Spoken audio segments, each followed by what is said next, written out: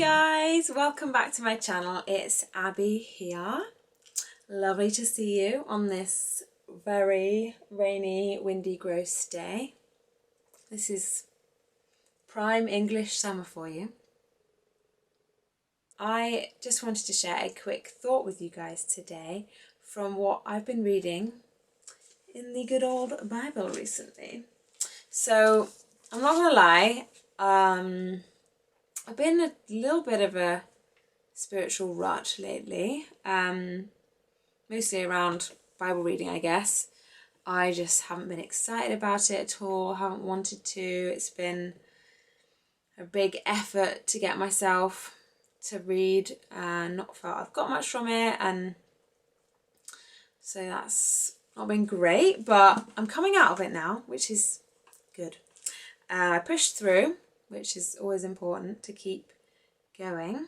And what I found helpful to get out of it was to go back and read some books of the Bible that I love and stories that I really particularly enjoy reading. It's good to read all different books of the Bible, but it's also amazing that you can read the same story like 100 times and get something different from it every time.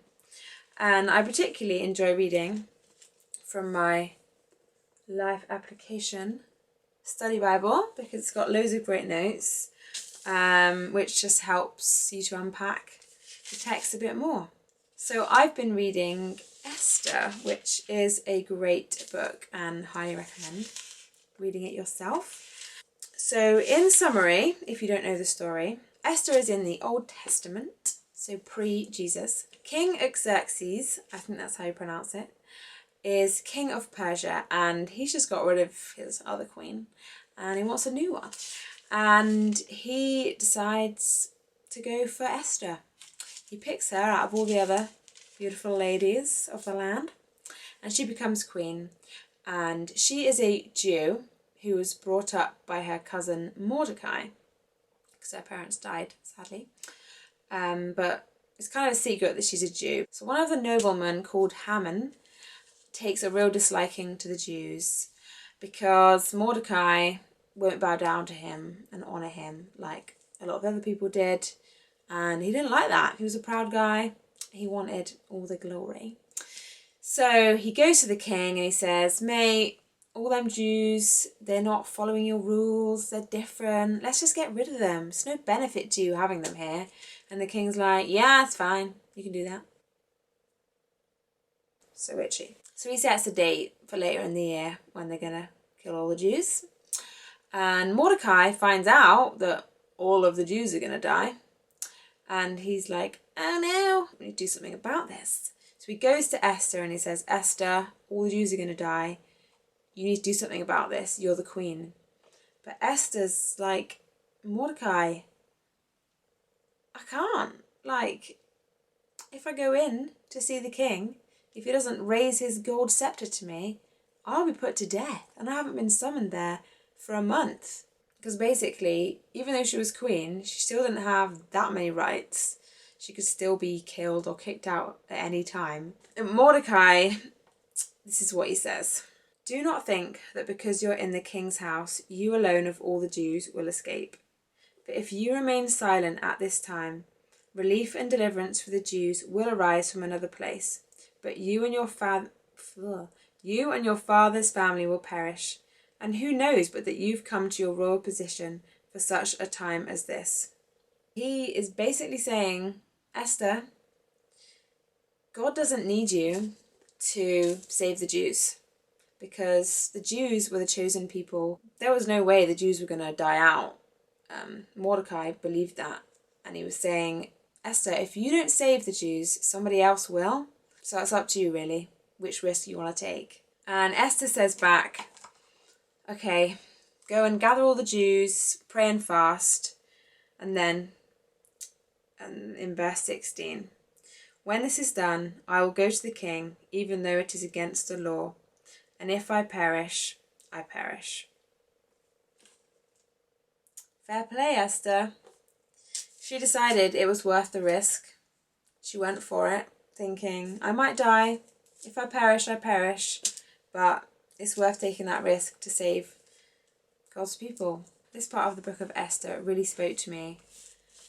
God doesn't need us. He doesn't need to use us for his plans and purposes to come to fruition.